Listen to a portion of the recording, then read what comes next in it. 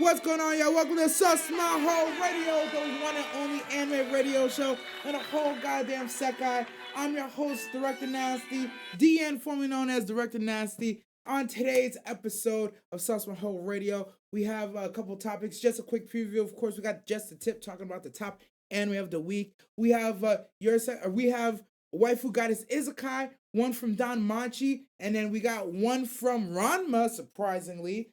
We got on the quest board, we're talking Tower of God, we're talking free run winning animated of month, and of course at the end of the show we have the weekly anime awards. So please, if you listen on YouTube or Spotify, stick around, leave a comment, tell me what you think about the show down below. We're gonna jump right into the first segment, just the tip, right? Woo! First tip we're hopping on. It's an easy one. It's nice, simple. We're talking Don fucking Machi. Look, I'm gonna tell you right now, the way this episode went was it's a good setup episode. I don't know how many episodes we have left in the season, but the War Games is on. Freya versus all, but not everybody wants to actually jump in. The politics behind whether to jump into War Games or not is very interesting because it goes one of two ways.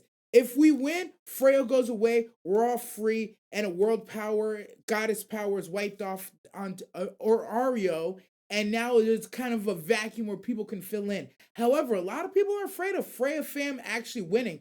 I know Freya Fam is strong, one of the strongest without a doubt, and that lives rent free in a lot of people's heads where they don't want to jump into the fray. Ha, see, pun intended. They don't jump into the fray for fear of backlash after they win, because even though Aurario has like everybody coming together with the Hestia fam to run this Freya fade, the faith is very low. A lot of people are like, yeah, we might win, but I don't want to get pulled into it. I love seeing the fact that some of the lower gods, middle gods, their children are like, yeah, we know you're a god or goddess, but we're going to go fight this anyway, so you're going to have to be in this War Games. I was thinking in my head that it was going to be maybe like 4 or 5 other gods or goddesses. I feel like I saw like 12 to 15.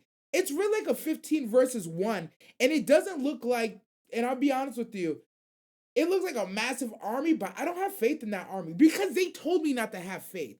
It looks insane. I like that the other piece of world building / political stuff that they did was the guild believes that the Loki fam joins a fight, the power balance will be off, and the power balance will be off. So like I can imagine the Loki Freya fam, and then there's like what's the other big familia? It used to be Ishtar fam until she boxed them up, but if you know geopolitics, you can see why you don't want one family to have too much power.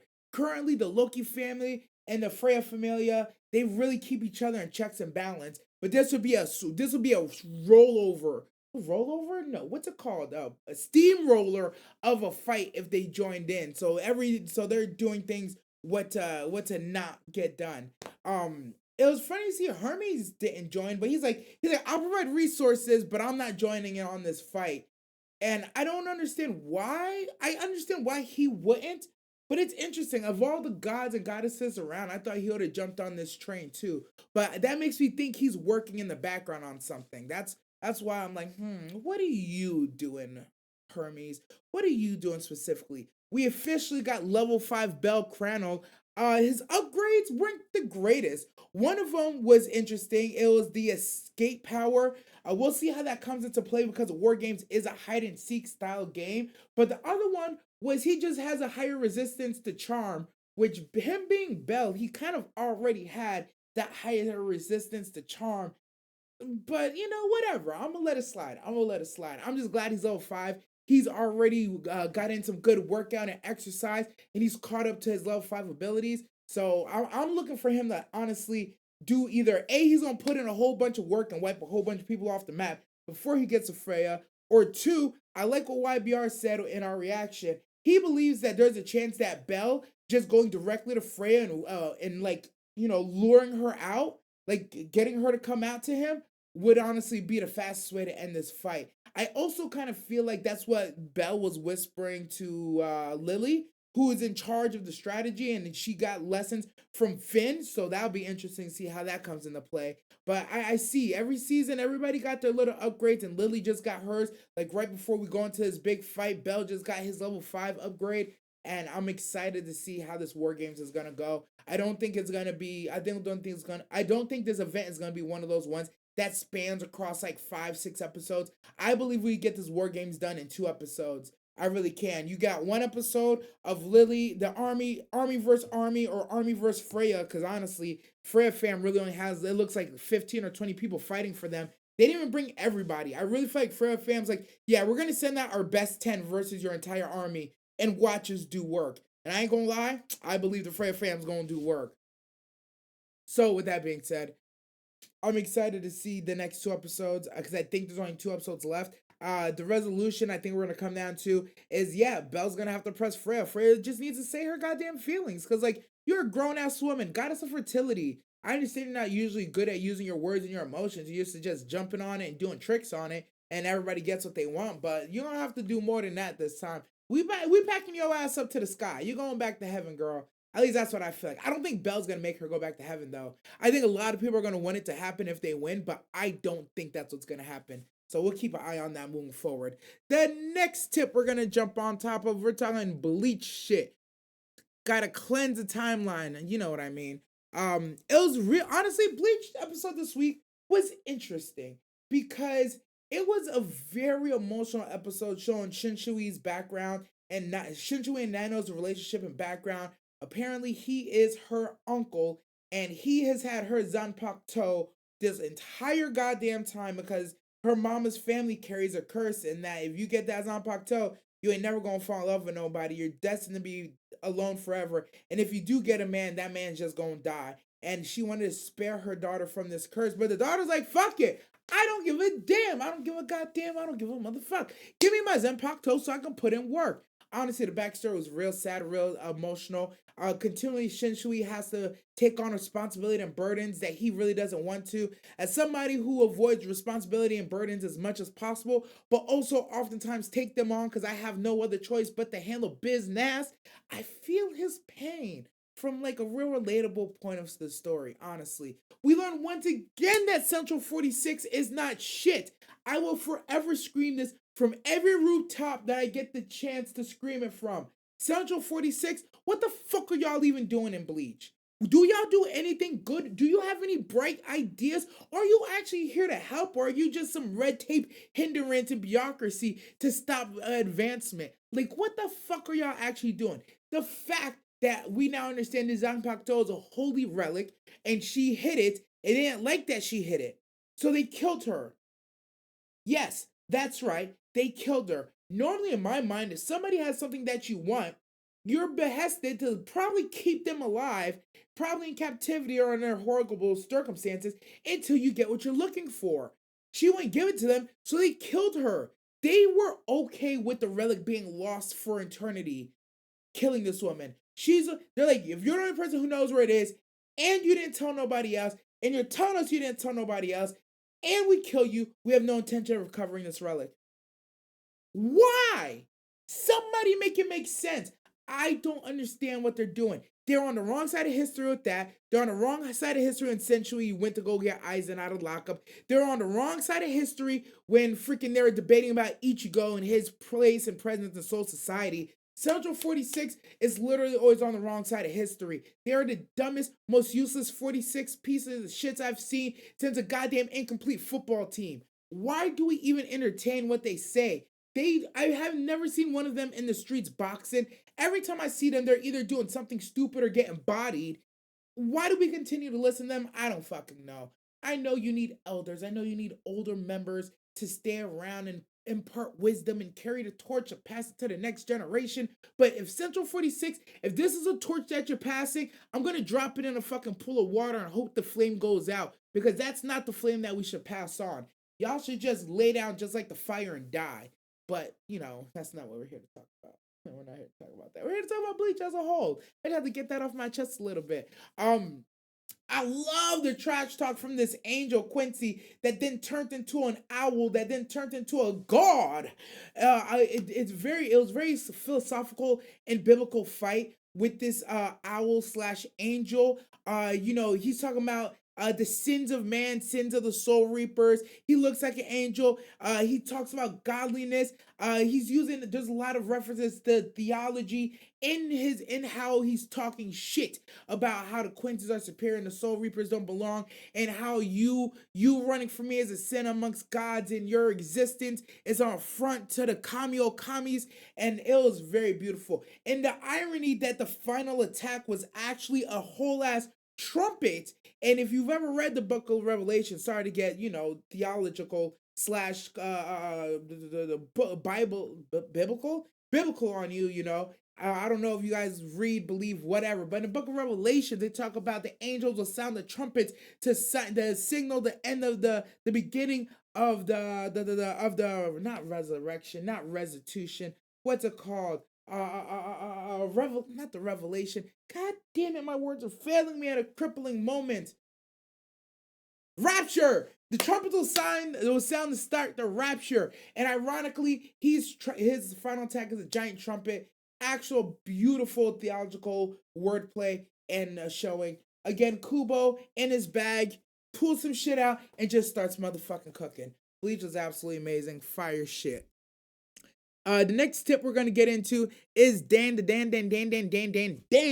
this episode, our Op Gigi has shown his face, and now he's living with Momo for actually a good reason. Dan again always does a great job balancing a lot of aspects of the show. He has to live with Momo because he can see ghosts now. There's a dangerous one chasing him, put his parents in the hospital, almost boxed his ass up, and yeah, now his ass in trouble. Ladies love Gigi. Honestly, I will say this: as a man, his character to me is very the portrayal that he does, the outgoing bullshit he does.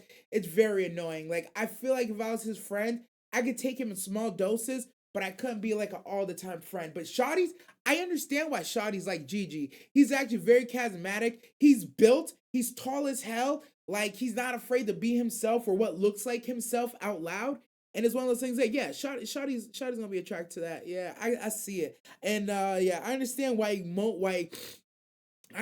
Okarun feels threatened by Gigi's presence. It's one of those things like I think Gigi's like presence, the overtness of it, it's a little bit of his Choni Boyo, or like what Lee said, he's masquerading to hide his true self, and this is just kind of what he does. I did love his interactions with Granny Sieko, cause like he's like, damn auntie, yo, you looking real fucking fine today, looking real bad in that outfit. Did I mention this food's delicious? And she's like, Gigi, you must be a genius. Their interactions are absolutely hilarious. They both be clowning together. I know that Granny Sieko is the one who said that Gigi was Momo's first love. I did not hear Momo deny that, but you know how Granny Sieko is. She just be trolling sometimes. So when she says that's his first love, oh no, sorry. I just remembered. Popped back into my brain. We got clarification that Gigi actually was Momo's first crush. Not first love, first crush. That was the same boy who made fun of her back in the day for believing in ghosts, and then she got mad, and then she got mad at him, and then she got mad at Granny, and then that kind of strained their relationship. But he apologized, so not too bad on him. I love fucking Momo's friends. Momo's friends saying, she don't need you, Gigi. Momo got Okarun. I was like, yo, talk that talk, bro. Coming from my boy Okarun, man. You gotta have good friends like that who are gonna be in your corner, even if that's not their man. They're like, that's yo man. We're gonna defend yo man, even though yo man's not here. There's something about that you love to see. Just absolutely love to see. I love that Momo always meets Okarun where he's at. The moment at the beginning of the episode where Okarun's leaving, and she's like, see you tomorrow, and he's like, yeah, whatever. And she's like, say it! Say it back, son! Say it back to me! And she's like teaching him how to be a friend, how to interact. And like, he's just so, like, he's heartbroken, bro. He's destitute. He's like, I gotta go home, but your ex just popped up at your crib, and he's staying here with you. It's like, God damn it, man. It's like, fuck, bro. Fuck. I feel his pain, bro. I feel his pain because it's not easy. It's not an easy thing to do. But like, I love Momo because she always meets him where he's at. She understands who she's with and what she has to do to make sure that like he don't feel like he's being tossed aside. And it's one of those things like he shouldn't feel like that, and she shouldn't have to chase him. But the fact that they know each other well enough to support each other in that way, it's beautiful. Like, can we agree that's just beautiful? I love it. I absolutely love it. I also love the part that Momo, when he's out working out, she's out to make sure that he's working out, but to make sure no other bitches is around him. Absolutely hilarious. But yeah, beautiful job by Dan this week. It was a lot of fun. We got more world building. Okrun's nut has now appeared, and we're trying to get it back. And that's that. I do know there's only a few episodes left. I'm excited to see, what do we do the end of season? Like, what's the stopping point? We get the nut back, and then what? What do we move forward from there? Again, all credit to Dan and Dan. They balance everything really well. So I'm excited to see, what's the how do we what emotion do we live this season on? Do we live this season on hype? Oh my god, aliens, aliens and fucking ghosts. Holy shit. Do we leave the season on the front of wow, that was a real emotional finish? Their relationship has progressed. What do you guys think? Make sure you leave a comment down below, whether you're on Spotify or YouTube. The next tip we're jumping on is motherfucking Blue Lock. Yo, Shido got us all pregnant, bro. I didn't realize when I was watching it, but we literally became Shido's nut. U20 takes the lead on a crazy ass goal from him, only made possible by Sai and his wild ass midfielder pass. It was one of those moments where it's like, as soon as I saw the pass go up and I saw Shido do one of these, I was like, you're not built like that, bro. You're not about to go up there and get that. And Lord behold, he said, watch me do me, bro. It was absolutely gorgeous goal. What I love about Blue Lock is after the episode, like if you just troll on Twitter for a little bit, I actually ended up finding the reference goal of what somebody actually did in real life.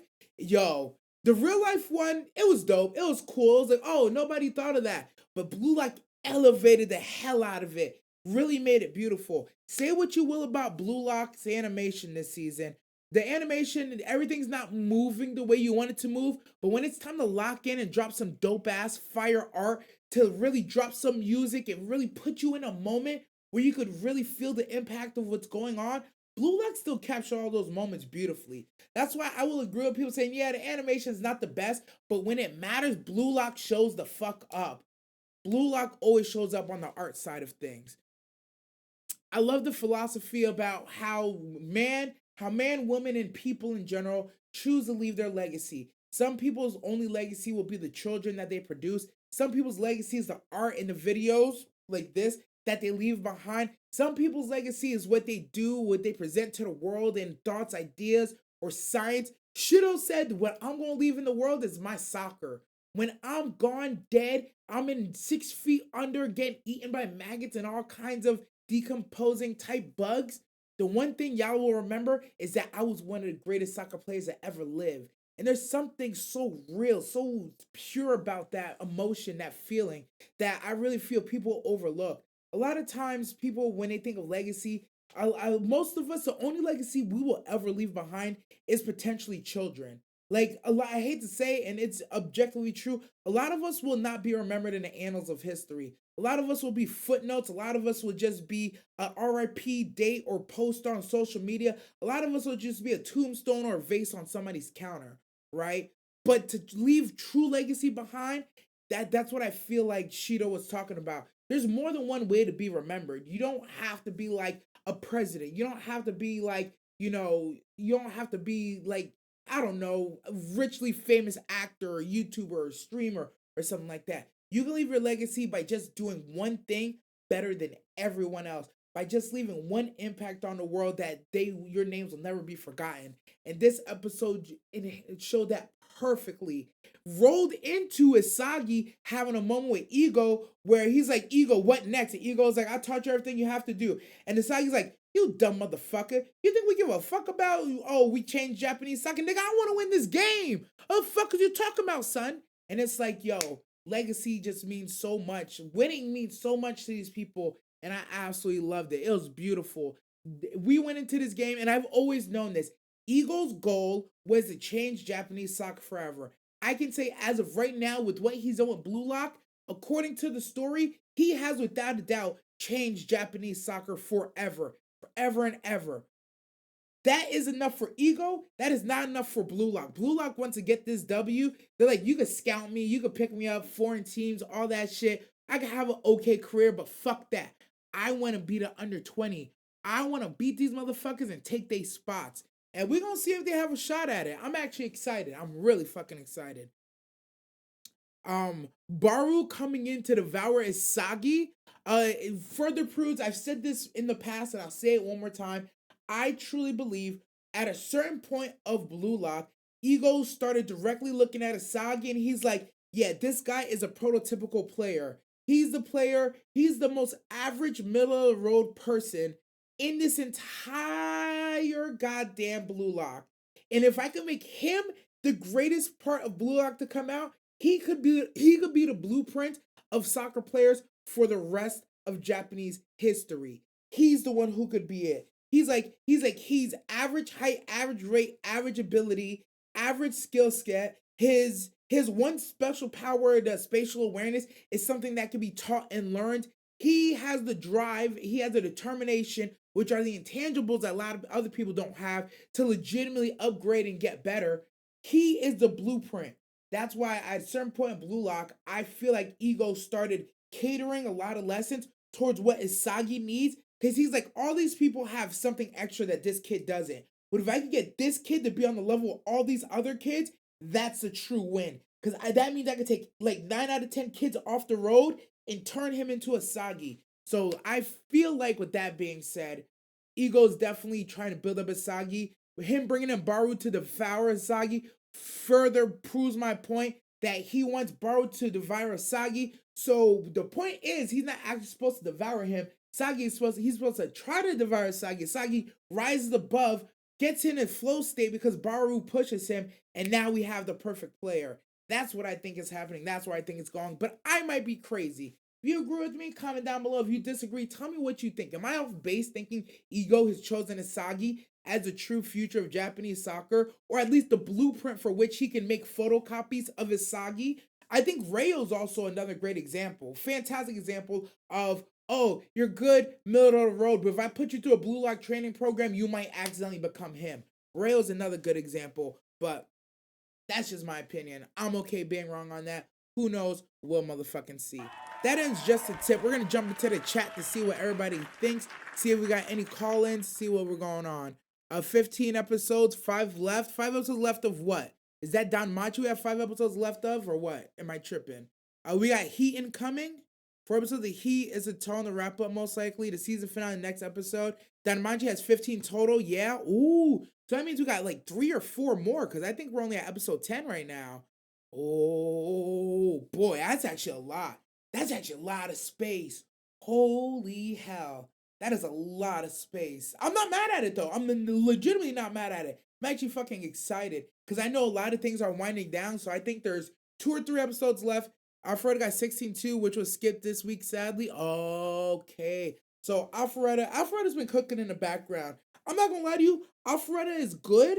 Alpharetta's solid. But Alpharetta is currently sticking to their absolutely already known agenda and how they put out their episodes. So like I don't really have much to say after watching an episode of Alpharetta because it goes exactly the way I think it's gonna go. Like it's fun, it's good, the titties are bouncing, the love is there, but there's nothing really I feel like drawing me or forcing me to say anything about Alpharetta. It doesn't warrant additional conversation outside of what happens in the reaction. Ranma has been peaking. It actually Blue Box is 25. I heard. Oh my God, Blue Box toxicity is at its highest. But I like shampoo. Yo, I'm not gonna lie, yo. We gonna talk about shampoo later, but I love shampoo. I love shampoo. But we gonna talk about that later. We're gonna get into it. That's one of the topics where I feel like people are gonna be like, yo, you're kind of tripping on this. And I'm gonna be like, I might be, but I don't think I am. I might be, but I don't think I am. All right, let's go to the quest board. On the quest board today, in anime news, we got Free Run Beyond Journey's End wins Anime of the Year IGN Best Anime Award. I honestly, for this year, I expect Free Run to kind of sweep the awards. Although Free Run was from January 2024, we've had a lot of anime come out this year. I honestly don't see a lot of anime standing up to Free Run. Free Run was just so fuego on every single front the storytelling, the animation, the fights, the romance, the way they take their time, the way they spit their philosophy, the talk no jutsu, the back and forth, the shawties and baddies that they introduced and included in the show. They literally didn't miss anywhere. Right now, the only thing I see for the whole year, even competing with Free Run, might be Dan to Dan or Bleach. But to be honest with you, if I'm keeping it a whole fucking buck with you, Free Run was just so fucking fresh, and every episode was such a banger that I don't know if they're actually holding a flame to it. Like if I had to rate Free Run like for the year, I'd call it a 9.9 out of 10, right? And that's because I don't work in absolutes. I should just give it a 10 out of 10, but that's me just being like, yeah, there was a couple times where there was some episodes I feel like just kind of dragged a little bit, but the payoff was there, right? But the payoff was there. I'd have to rate like Bleach and then the name like a 9.7, 9.6 respectively. You know what I mean? So Free Run is just up there. Some shonen is going to win like My Hero. Don't do that. Don't do that. No surprise there. Free Run is a growth. Numbers don't lie. Facts. Or Bleach. Some shonen winning could be fine. I'm okay with that. But at the end of the day, we know Free Run was it, right? Everybody here knows Free Run was it. That's all that matters. Apothecary season 2 is coming up too, which also insanely good. Yeah. Oh, Apothecary was good this year. No, Apothecary was last. Technically, Apothecary was 2023 season, not 2024 season. So that's fine. Apothecary was also pure heat. But yeah, Free Run. I expect Free Run to take a lot of awards home for 2024. I can see recency bias potentially knocking out of some awards because Dan the Dan is hot right now, because Bleach is hot right now. You know, some people will forget what happened at the beginning or forget what already came out this year. And that sometimes worries me, but it's nice to see this right here happening. This right here happening is a good example of, although recency bias can oftentimes cost some shows awards, Free Rent is holding up to the test of time so far and is actually still potentially gonna win what they deserve. Then will win best intro. Oh, no doubt. Mushiko Tensei. Oh, Mushiko also. Oh, I'm sorry. See, Mushiko also had a fantastic anime season. I don't know if they're seeing Free Run though. I don't know if it's seeing Free Run. I'll put it up there. Oh, it's the end of the year. I gotta do my anime rankings. Oh, and I gotta buy the manga that I want. Oh, it's gonna be good. We got a good couple episodes of Sauce Maho coming up in the next couple weeks. All right, we're gonna move on to the next thing on the quest board. We're looking at cooking. Campfire Cooking in Another World with My Serve Skill Season 2 is scheduled for 2025. Now, this is one that we didn't watch Season 1, but I do believe with Season 2 coming out, we might go back and watch Season 1. What I want to say about this is, shout out to all my Isekai trash men. Y'all love this shit. I know I saw on Twitter somebody comment on their YBR's post talking about like, yeah, I know this is coming out and not a lot of people watch it, but I watch every Isekai that comes out. Good, bad, mid. If it's an Isekai, I'm watching it. And I'm just like, yo, Isekai trash men are loyal. They're dedicated. Every Isekai that comes out, whether they've heard of it or not, they just watch it. They just watch it, which is real interesting. I don't know any other genre of anime that has such a dedicated fan base. Like when it comes to romance anime, it's not all the same.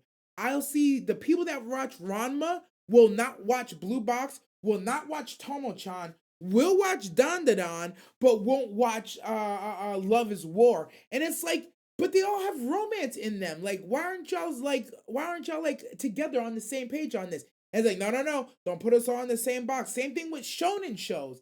Just because something's a shonen doesn't mean like shonen watchers don't watch every single shonen. They'll pick their niche of shonen or their few shonens, cherry pick them, and not watch all of them.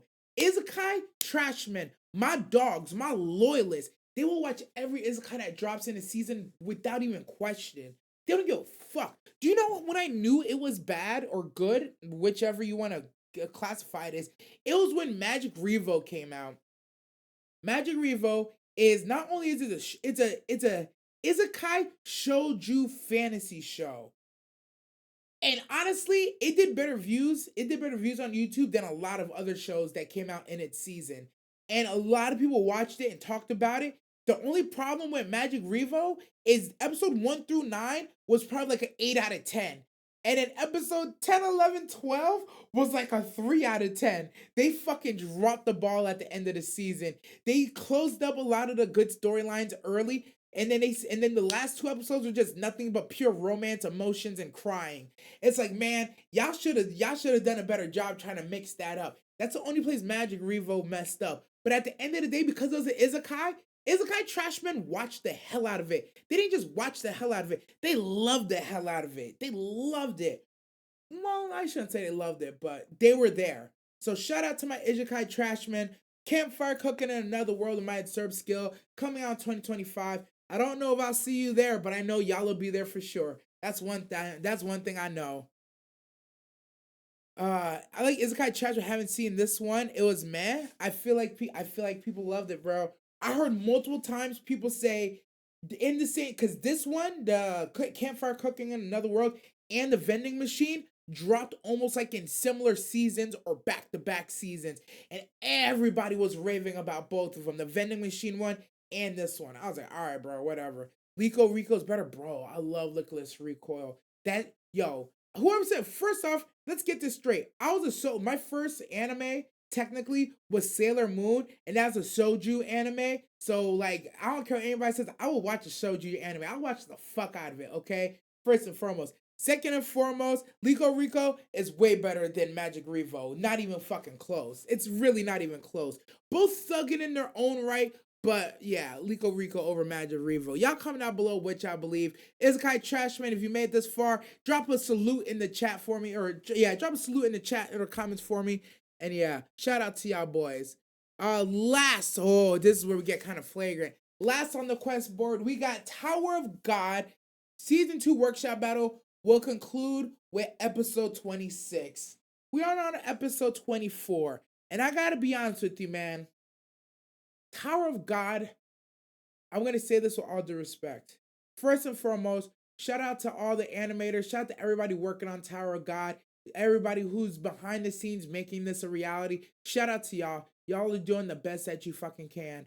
And honestly, it looks good. Tower of God Season 2 looks good. But I got to be honest with you. Whoever's doing the storyboard and direction, hey man, y'all need to go back to the drawing board. I don't know if this is a budgeting issue. I don't know if it's a understanding issue. I don't know if it's a comprehension issue. I can tell that Tower of God has a very good story that is cooking, right? But the way that it is being done from the manhwa to the anime adaptation is fucking ass. It's absolutely fucking terrible. I've never seen a show that has so many things happen in an episode, but nothing happens. Like, you're showing me things are happening, you're giving me dialogue, but somehow the story's not progressing. Or even worse, the story feels like it's being choppily progressed. You guys ever remember, like, trying to watch, you ever seen a video that's buffering? Like, you're trying to watch it and it's jumping? That's how I feel about the Tower of God Season 2 storyline.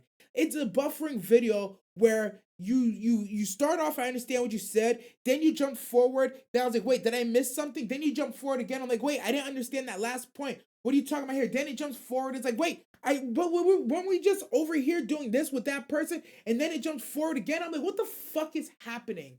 I've never seen a show where I could watch 22 minutes straight, eyes wide open, paying full attention, and just not know what the fuck is going on. Because there's so many conversations that are happening that don't seem like they go together, but they go together. There's a bunch of fights that are happening that don't seem like they go together, but they go together. And then all of a sudden, at the end, we're just supposed to wrap it up and tie a bow on this fucking story that just doesn't fucking make sense. I'll give you one microcosm of what I'm talking about. This story that's happening with fucking Beta right now in Tower of God makes no fucking sense. The fact of the matter is, his hate is so fucking shallow. It is absolute shallow hate. And for him to be such a shallow hater but have such a high dictation on what's happening in front of us is insane. I do understand that Kasano is working in the background on some other project that nobody knows about. Kasano put Beta into play. He manipulated him. He sent him after Bam.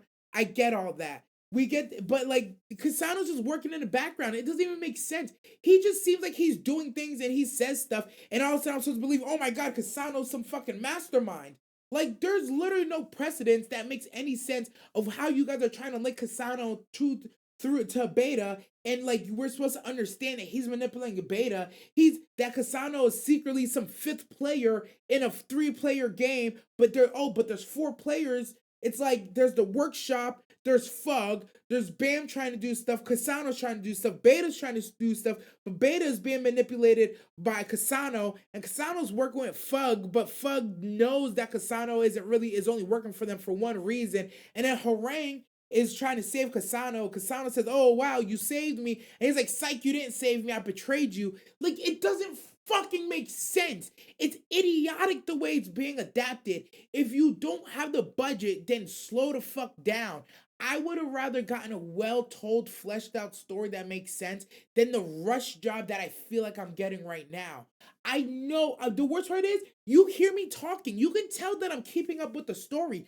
I comprehend what's going on and why people's motivations are doing what. But the way they're depicting it, it feels shallow. I'm talking about like a kiddie pool in the winter. Shallow. I'm talking about a 10 with no personality, but wants a sugar daddy. Shallow, bro. I'm talking about how deep you can get into the groove of a Kit Kat.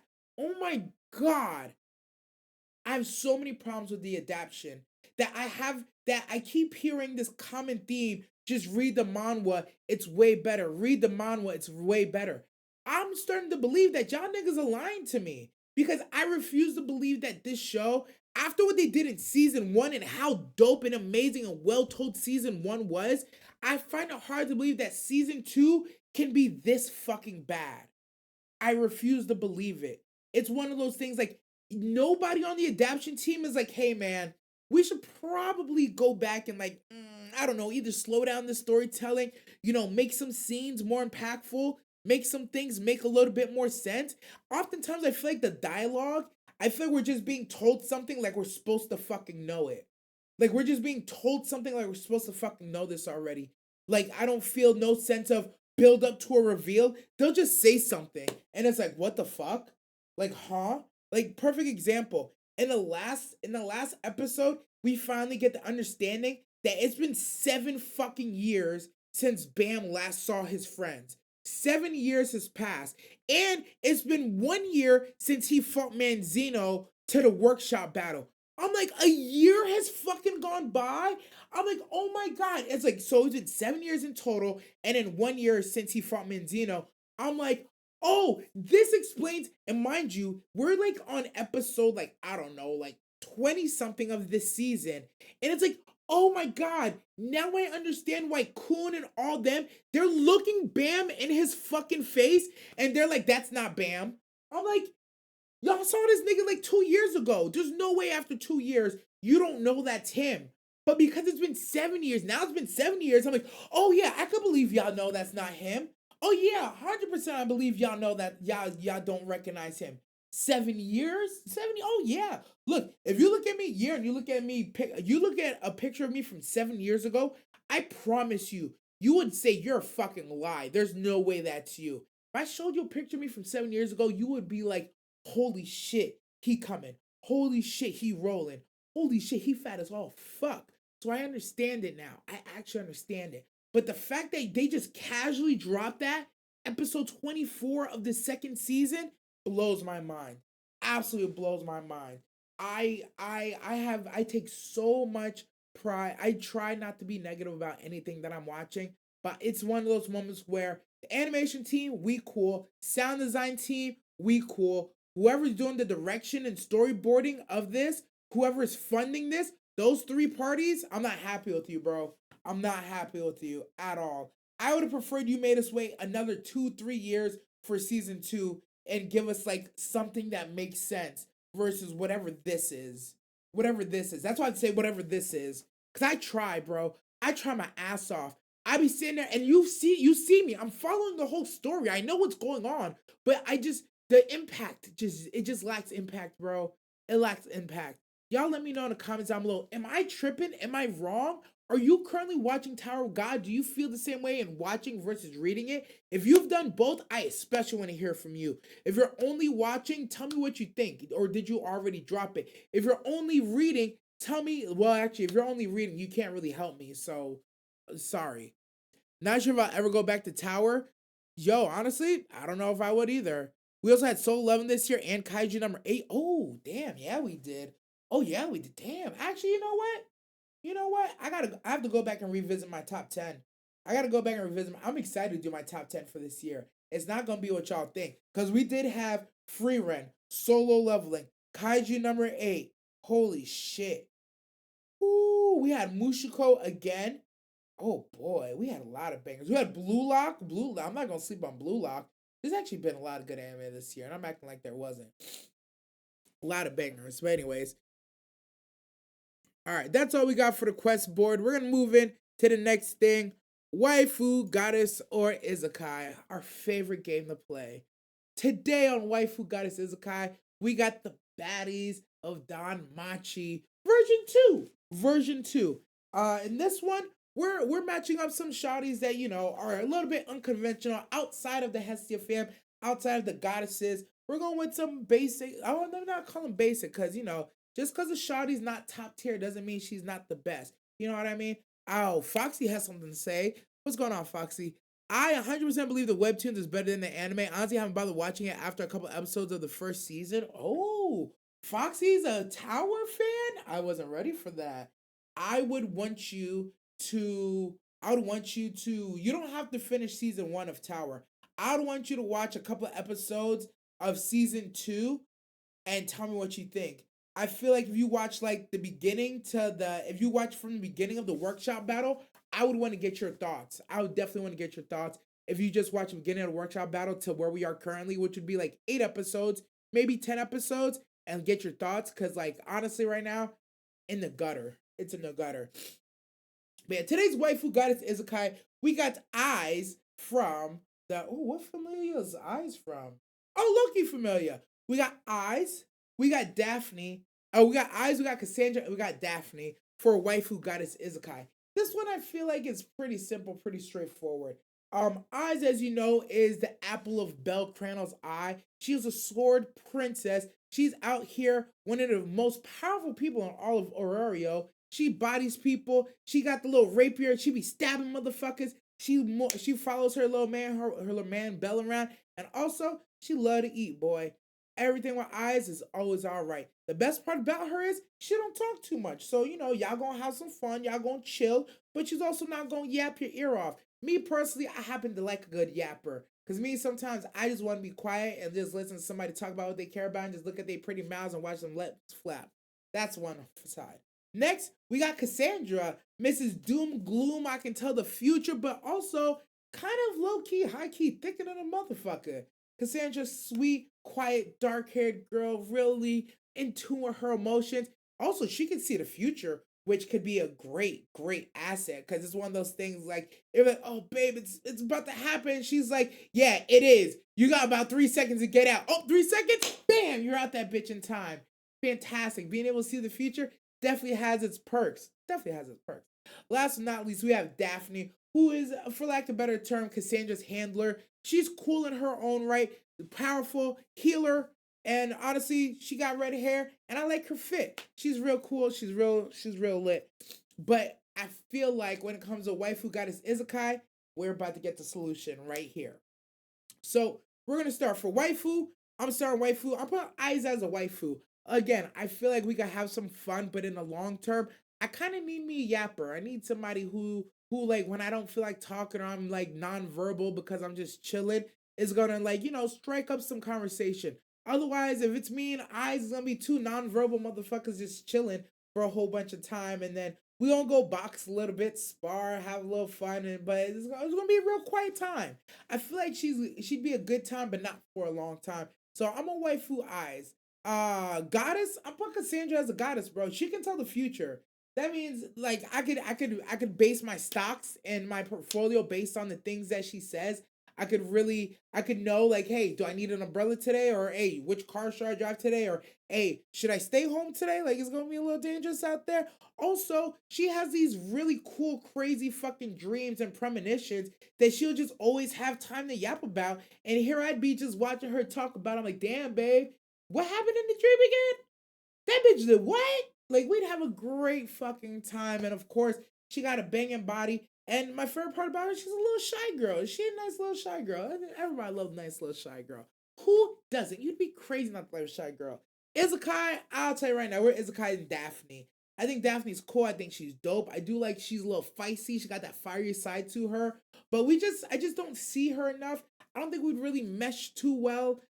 Even as like a wife, I don't see it happening. She don't really bring enough for what I like to the table enough for me to really want to like throw my weight behind her and be like, yeah, I'll box for her. I'll box for her eyes, although she would box for me. I'll box for Cassandra because she a little shy girl with premonitions. She gotta be protected. Daphne, I ain't going to war for you, girl. I'm staying the fuck home, kicking my feet up and turning on the Call of Duty. You can send somebody else off the fight for you. Sayonara, see you later. That's it. So for this, Waifu Goddess Isekai Danmachi Shawty's Part 2, we are waifuing eyes. We're Goddess and Cassandra. And of course, we are Izakaiing the fuck out of Daphne. No offense to Daphne. She just doesn't really catch my eye. Chat, who you wifing? Let's see what chat say. Okay, OG says, waifu eyes Goddess Daphne Isekai Cassandra? What? Don't need to know my life is going to shit. I'm fucking dead. That's really why? You wait. No, whoa. OG, time the fuck out. You would waifu eyes and Goddess Daphne? I didn't expect that from you. I can understand the Isekai of Cassandra. Fine. Cool. I get that. To each their own. But you would Goddess Daphne over eyes? Why? Give me the why. That one I gotta hear. I gotta hear that one.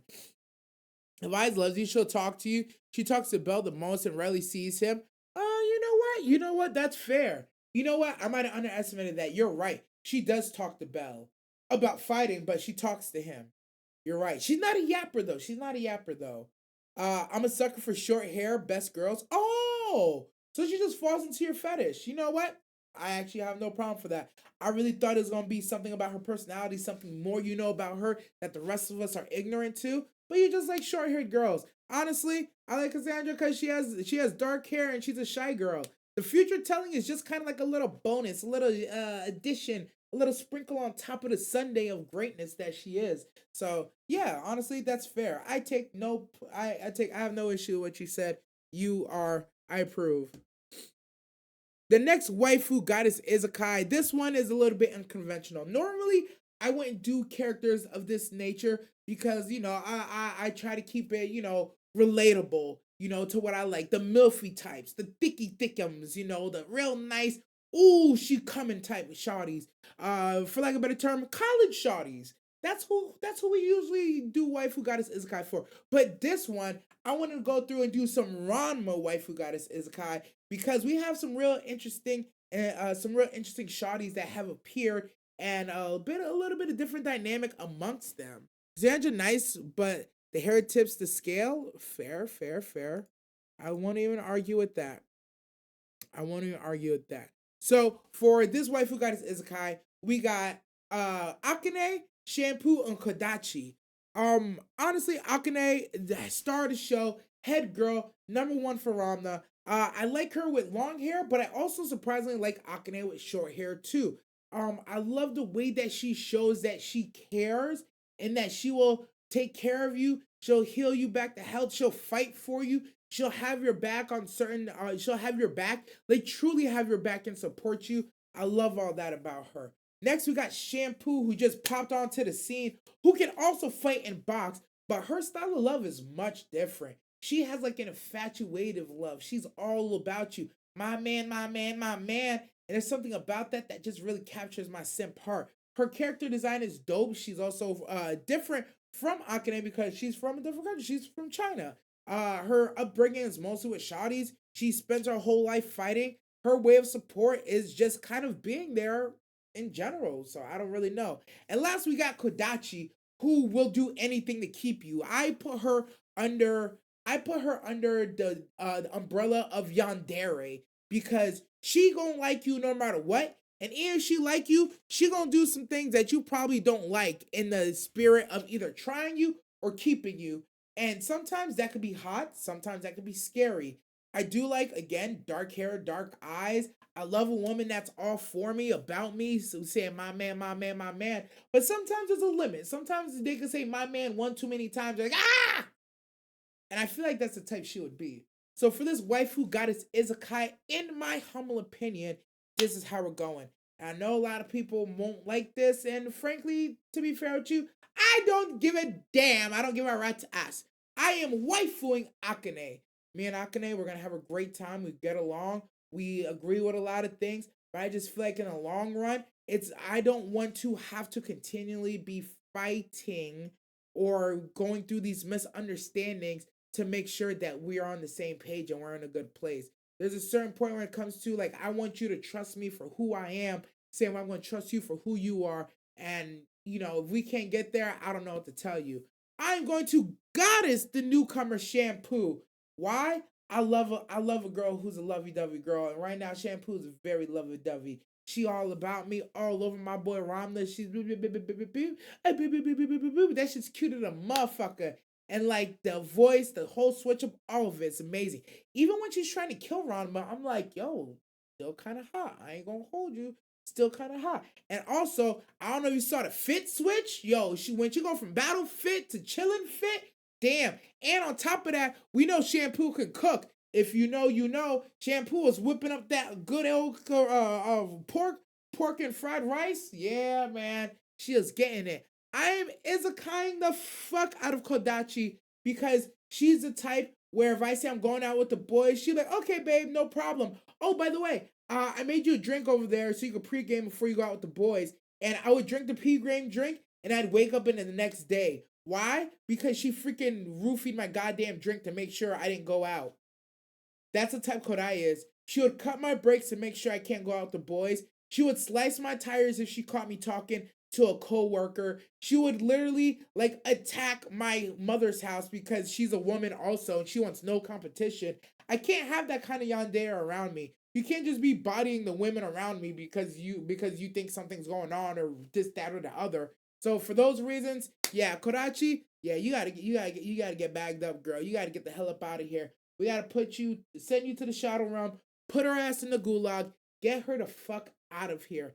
ASAP. Her ass is getting Isekai, bro. Get her the fuck out. We don't need that kind of negativity in our lives. Nope, nope, nope, nope, nope.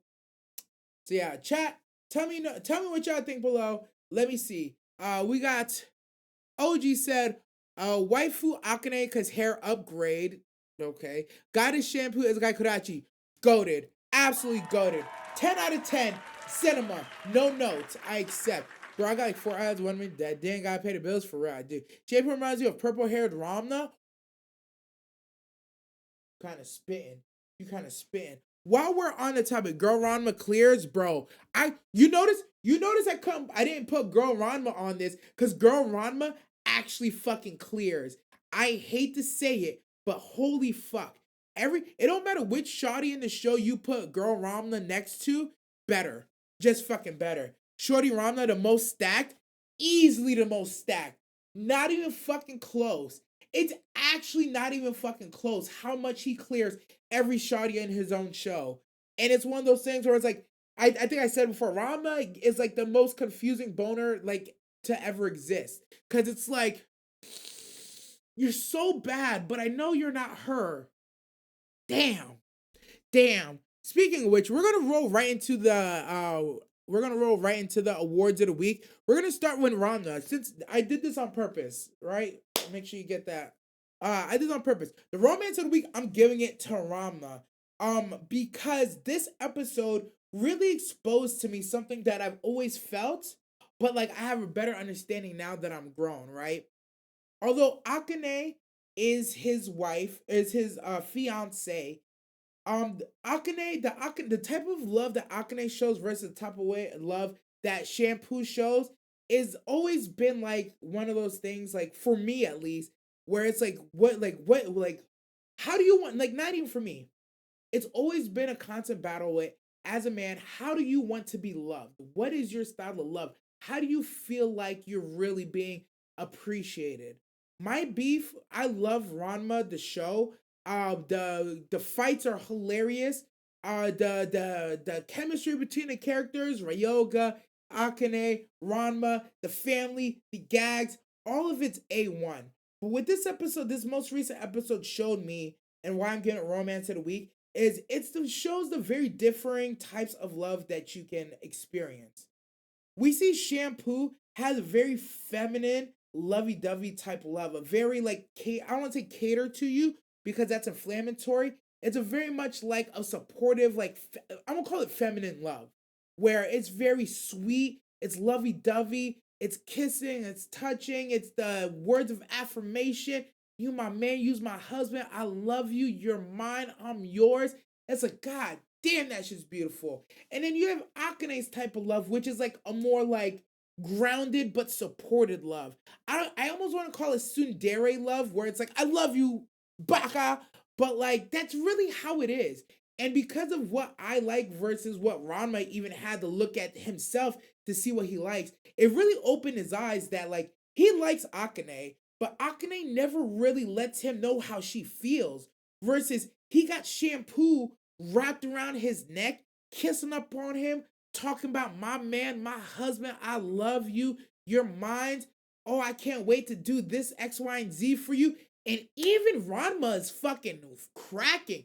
Ranma's like, yo, honestly, Shampoo's kind of bad, bro. And she smell good. And like she's all up on me. She all about me. And she talks to me extra nice. It's like, damn, I can get used to this. And I thought it was beautiful. I still think Akane is best for Ranma, given the fact that, you know, at any moment that when he turns into girl Ranma, that his now wife wants to murder him.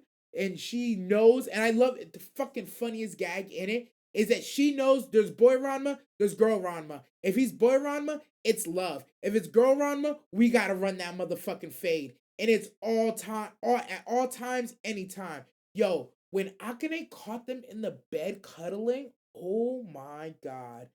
But you know what? I ain't gonna lie, Akane deserves it. It's one of those things like I give credit to Ranma. He's really loyal to Akane. Because me personally, I might have already folded. He's really loyal to Akane because he's trying to explain to this girl, like, yo, I'm not your husband. You got this misunderstood. In modern times, this isn't how we make relationships. I'm not your husband just because I defeated you in battle. You know, like, you need to be real. You need to wake up. Like, I understand your world and your customs versus what mines are, and our values and our morals don't match. You need to go over there. But at the same time, when he's getting confronted and pressed with this lovey-dovey words of affirmation from Shampoo, he's like, yo, I like this. I like this a lot. He's like, I like Akane, but I also like this. Like, can I get this from Akane? I feel like if he got that from Akane, it doesn't have to be exactly that. It doesn't have to be exactly that. She just needs to let him know how he feels. Because that's all Shampoo is doing. Shampoo is just constantly letting Ramna know how she feels. Might be an overload. It's definitely overkill, whatever. But as we've gotten this far in the season of Ranma, and they've done a great job with the romance and the slow progression, like we know that they like each other. They know that they kind of like each other, but Akane has never overtly said it and just outwardly said it. Ranma has accidentally let it slip multiple times. He's always been the one to progress. Akane will jokingly progress the romance, but Ranma will literally say, "No, you're cute. Like, nah, you really do this. Like, nah, you're actually fire. Like, yo, that's my fiance. Stop looking at her like that. That's my girl." And he said things like that right in front of her with no fucking shame, but she refuses in his face. She refuses in his face to reciprocate those feelings and those words and those moments. And oftentimes, she is constantly the one to break off the engagement and then renege it and then break it off and then renege it and then break it. It just do it over and over. So for me, the introduction of Shampoo to their triangle slash square slash hexagon, because technically there's been other women who have come into the picture to press on Ramna, but because of the timing of this and the type of pressing Shampoo is doing, I really hope that it forces Akane to truly step back and have a moment where she can be real with Ranma and say something to him that solidifies what they are and where they stand. He has said it. He has done it multiple times. It is now in Akane's field to do it again. And so I don't think everybody will agree that it's on Akane to progress to the next step. I really think it is. Ramna has made his feelings known openly, often, multiple times. I haven't gotten that same thing from Akane. I know she cares and I know she likes him, but she's never like said the words, that's my, like she said, Ranma's mine, or that's my fiance. Yo, that's really all I need, but I ain't heard that. She's quick to run away from him whenever she feels like there's an interference. But oh, credit to the writing, because of the situation with her sister and Dr. Tofu, we already know that's how she is. That if there's competition for the man she likes, she more than often will just walk away or just remove herself from the situation. So that's a piece of growth that she needs to go through. That's a piece of growth that I feel like she needs to go through herself. But I don't know if people will agree with that. Bro can win best woman, best girl. Sense of Daphne sauce and ooh, I love that they don't give us Akane and fan service. You know, honestly, I never really realized that they didn't give us Akane and fan service. But you know, I do actually appreciate that. I appreciate that the fan service mostly comes from Ranma. In most situations, the fan service comes from Ranma. And on the off chance there's other fan service, it's one of the other shotties. It's never Akane. The writers do a very good job of keeping Akane, for lack of a better term, pure and innocent. And I like that. Most of the moments I have of Akane in my head that are like, oh, that's hot. It's always when she kind of presses on Ranma and reveals her feelings and shows and opens up a little bit. The Akane fan service is romance progression, not like body stuff. And I like that. I like that you said that, OG. She the soon soon? Yeah, she kind of soon soon. I ain't gonna hold you. She's definitely kind of soon soon. All right, moving into the next award of the week, we have funniest moment. Funniest moment to me was this Quincy talking all kinds of shit only to get low diffed by his own fucking power. I'm not gonna lie. Yo, the shit he was talking was fan fucking tastic. One thing I love about Bleach, and I talked about this earlier, it's the philosophies, it's the VAs, and it's the dialogue. The dialogue that this Quincy was spitting was absolute fucking heat. But part of these Quincy's downfall is that because they're doing a whole lot of this, the whole lot of yapping, they're not fucking listening when they're fighting. So this motherfucker, he's like, she tells him, my Zanpakuto allows me to reflect the power of God himself. And he's like, power of God? He's like, bitch, do you know who I am? I'm a motherfucking God. And proceeds to line up a massive blast to shoot at her. She told him. She told him that it reflects the power of God. And she said, and he's like, what are you holding? Bitch, what you holding? I can't see what you got over there. What is that? Huh? And the whole time, she's like, oh, you can't see it? That means you have the powers of a god. That means this is going to be hyper effective against you. But he didn't listen. My man literally got low diffed by his own fucking attack. All he had to do was not fire off a massive blast at them, and he probably would have won the fight. He could have done a whole lot of things. He was better off honestly running in with pure hands and piecing them up. But he didn't elect to do that. Literally, he should have known, because the first warning was when she bing sliced his arm off. He was like, "Oh damn!" He's like, "Damn, that shit kind of hurt." You little bitch. All right, bet. Now I gotta really shoot some shit at you. Money, double OG, triple OG ignored every warning. He saw red flag after red flag after red flag, and he said, "Nah, fuck that. I got this." And proceeded to blast himself into a fucking oblivion. I love the depiction of when he shoots it, they block it. Everything around them is destroyed besides like a little sliver of earth that they have remaining. And this man literally just took his own blast to the face. You, nope, don't say that. I've never done it. I've never done it. But have you ever?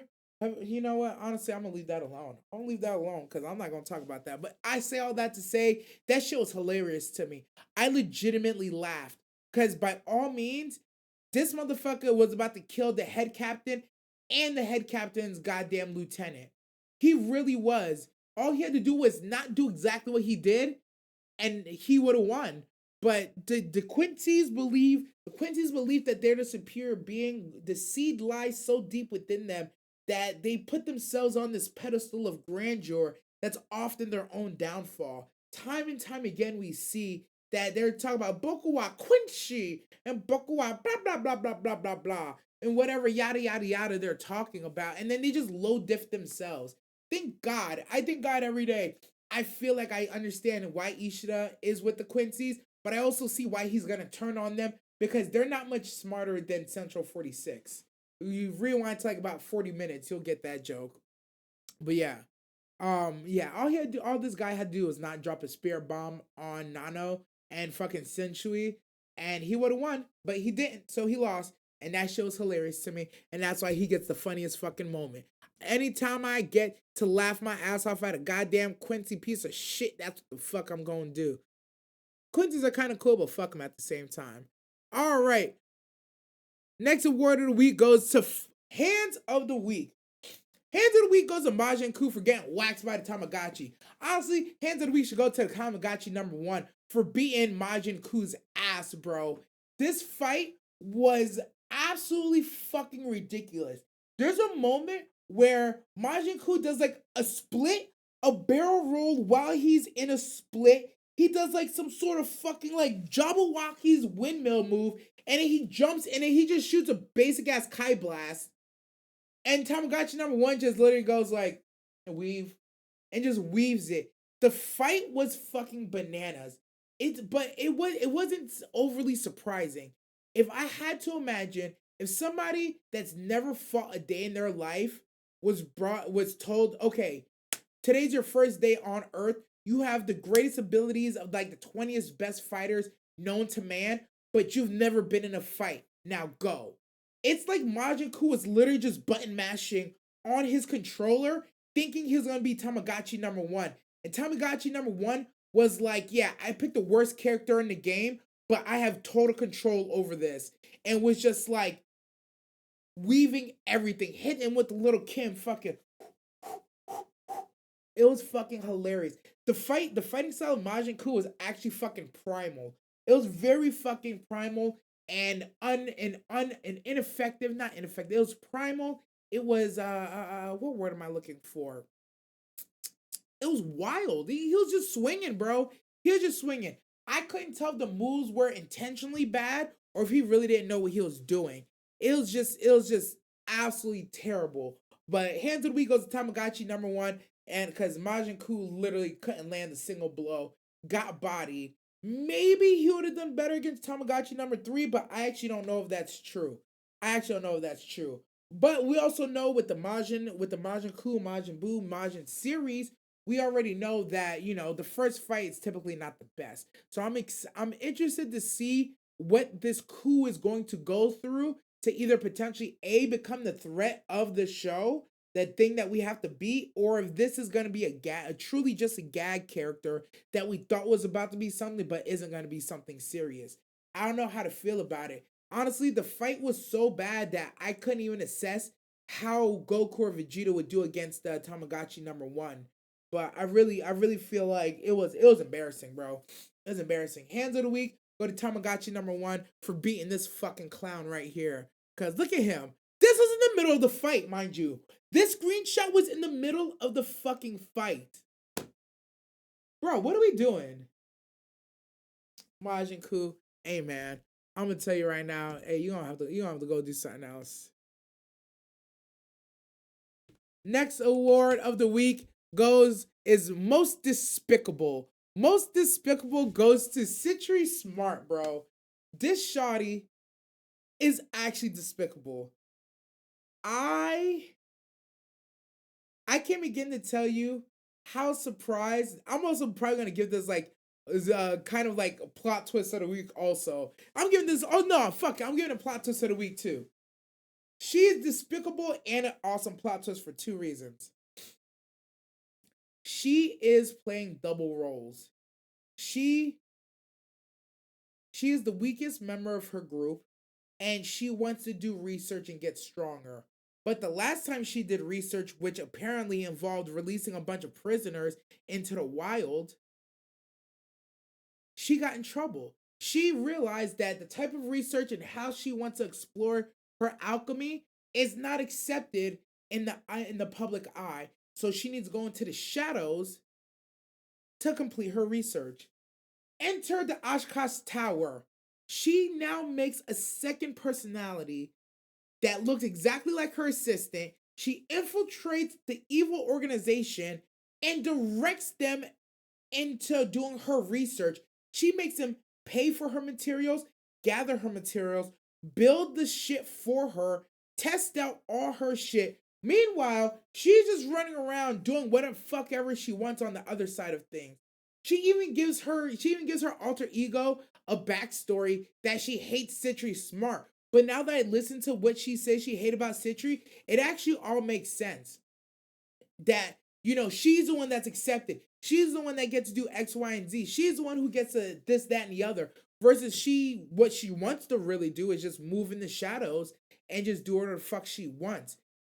To find out later on that not only did they say she was accused of a prison break, but we find out later on, oh no, she did that shit. And as far as everybody knows, all the prisoners are still loose in the wild.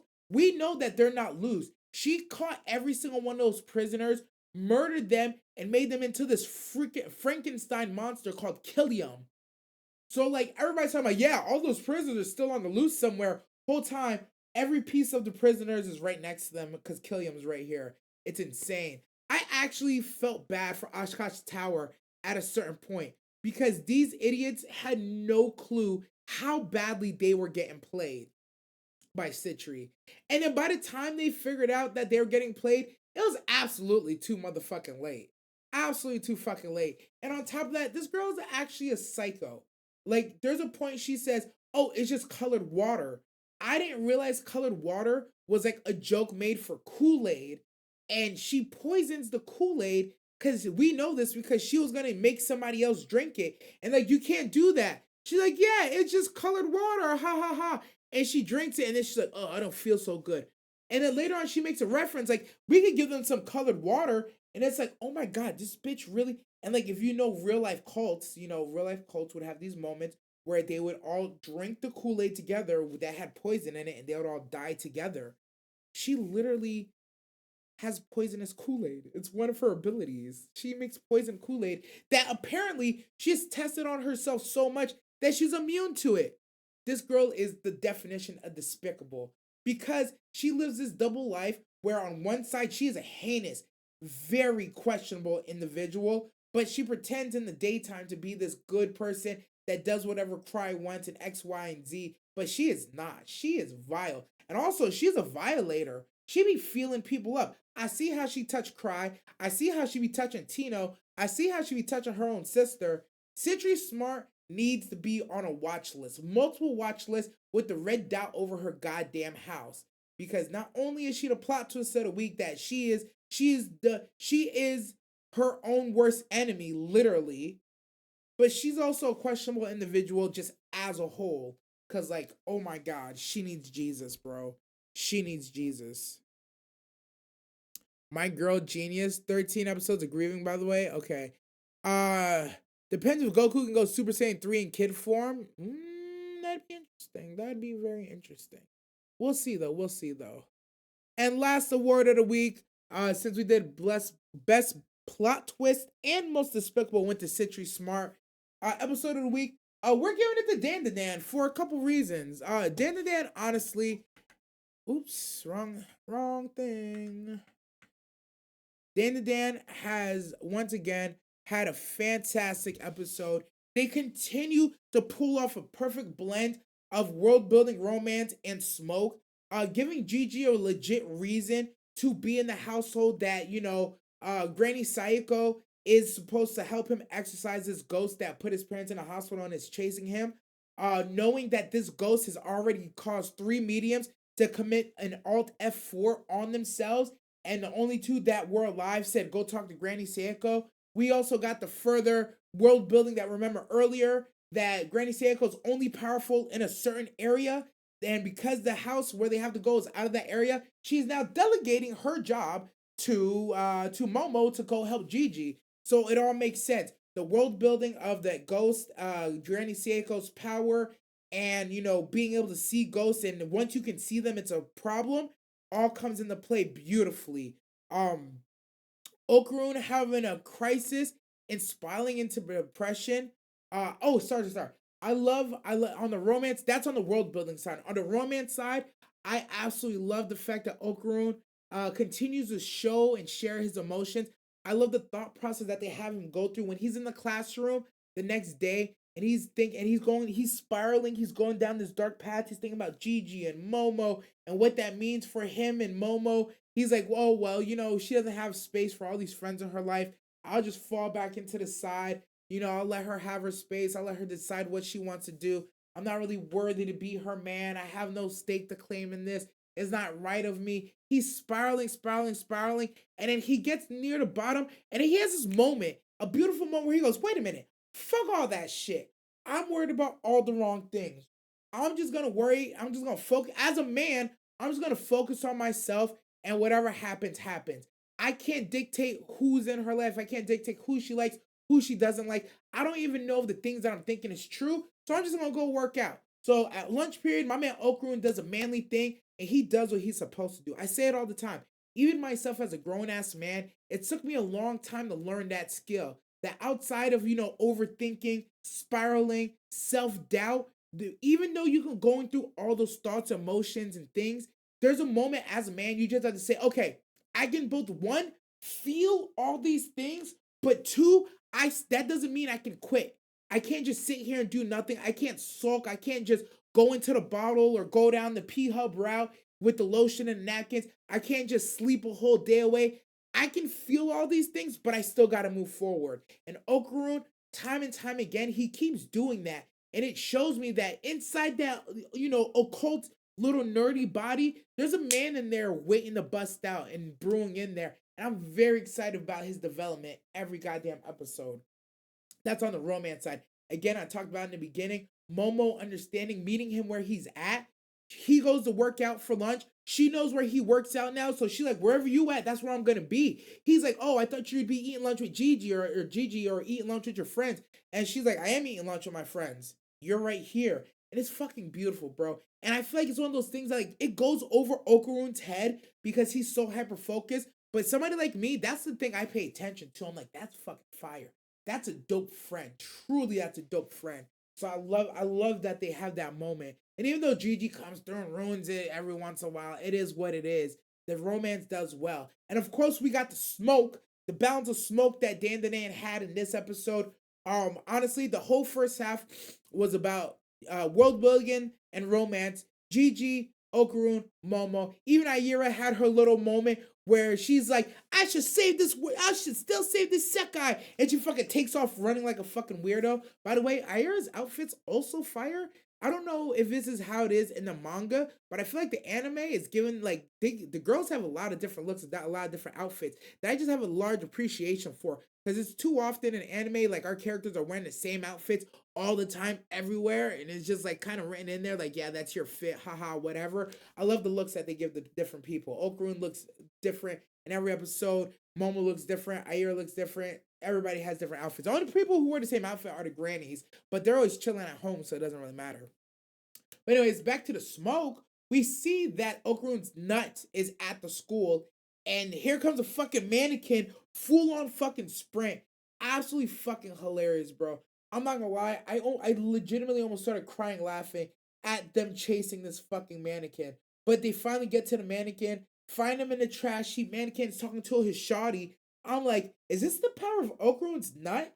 That both these mannequins are alive and in love now? Like, what the fuck are we doing here? But the whole chase sequence was hilarious. Gigi got with the program pretty fucking quick, which was nice. Although I didn't like him grabbing on the Momo a couple times. He's real handy with her, bro. He real handy with her. He's gonna have to stop that shit before me and Okarun will have to clap his ass up and pause. Not like that. But I love that the story that we got at the end, the trash part, went back into the romance bag right after the smoke. And Okarun and was like almost talking directly to Okarun. And I see the realization in his eyes. And I feel like now he has a resolve where he's like, yeah, just because Gigi's here, regardless of what I think or feel, I'm gonna stay around Momo Ayes, and that's because that's who I want. That's who I want to be my friend. That's who I want to be around. And regardless, I'm not gonna let nothing stop me from enjoying this person. And I'm excited for him to really sit in that and really become and really grow that relationship. Honestly, I already shipped them as boyfriend and girlfriend. I don't care what nobody says. Every time she hears his name, she creams a little bit. Every time she presses him about, do you like me? Oh, why do you want to do that for me? He blushes. He loves her, bro. I ship them. However, if they truly just only end up as friends, I perfectly accept that too because they'd be great friends together. They just go together so well. Peanut butter and chocolate, bro. Marshmallows, graham cracker, chocolate, bro. Fucking soda and liquor, like they just go together so well. There's no reason for them to ever be apart. I ship the fuck out of it. But that's why I give Dan the Dan the episode of the week. And that's the end of the weekly awards. Now's the time. I'm calling cap on her being powerless. On who being powerless? Are we talking about grieving? We're talking about grieving? We're talking about grieving and we're talking about what's her face? Citri? Yeah, 100% agree. I don't think grandma? Yeah, no, she's definitely not powerless. We just know that outside of her area, she's not as powerful, which I'm not is not the same thing as powerless. Not as powerful and powerless, two different things. But I also do think there's an element of she's just like, yeah, y'all can handle this. Y'all got powers. Go handle this. Like, what the fuck we doing here? Like, what y'all need me for? Go do what you're supposed to do. Like, get the fuck out of here. So yeah, I'm not surprised. I'm not surprised. All right. That's another episode of Sus Maho Radio in the books. I don't think we got any call-ins today. A real quiet day. Oh boy, a real quiet day. Ain't not wrong with that. We're gonna end this one here. I appreciate y'all. If you're listening or watching on YouTube or Spotify, comment down below about anything you heard today. Other series, whether it's just the tip, waifu, goddess isekai, whether it's awards of the week or the quest board, let me know what you thought. Drop down your waifu goddess isekais below. Remember, this is the only anime radio show in the whole Sekai. I'm your host, DN, formerly known as Director Nasty. Always remember, never forget, if you got the sauce, share the sauce. And this is the sauce. So get it out there so we could blow up and be across the world so we could be the best damn radio show ever. I'm your man behind the cam. And remember, you got the sauce, share the sauce. I know I said that twice, but whatever.